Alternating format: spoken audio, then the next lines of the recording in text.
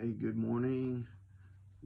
God's blessings on you guys this morning. It's a little bit chilly, isn't it? Right? I still got my jacket on.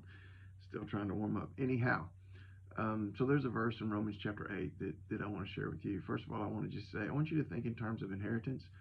Some of you probably understand inheritance. Maybe there's an inheritance that's been passed down through your family of business or of land or whatever. But we understand that as children, um, if there is an inheritance to be left, the children receive the inheritance from their parents, their fathers and mothers, and so we understand this idea of an inheritance as a blessing that's just passed on to us. So now here's what I also want you to understand: we are also children of God, right?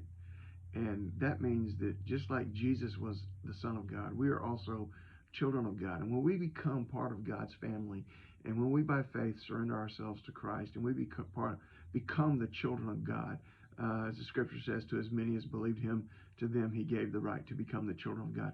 When we become the children of God, we become God's heirs. Listen to Romans chapter 8, verse 17. He says, and if children, then we're heirs. We're heirs of God, and we're joint heirs with Christ, if indeed we also suffer with him, that we may also be glorified with him. He's saying our inheritance is the same as Christ's. What we receive when we pass from this life is the same as Christ. We receive the same resurrection. We receive the same paradise. We receive the same resurrected blessings. We are joint heirs with Christ. We are, from an inheritance standpoint, on equal with Christ. He said so that I missed my verse. If indeed we are joint heirs with Christ, and we will suffer with him, so that we may be also glorified with him together. Yes, there's some hardships as we walk through this world. There's some suffering that happens as we walk through this world. But our inheritance is to be glorified with Christ, just as he was glorified with the Father in heaven. That is our inheritance. Remember the parable of the prodigal son that Jesus taught. Now, part of the prodigal son parable in Luke 15 that we don't ever preach on is about the prodigal son's brother. And when the prodigal son came home, the father was throwing a big party. The brother's out in the field. He's taking care of the flocks. The servants came out, said, hey, you got to come home. We're having a big party. Your brother's home.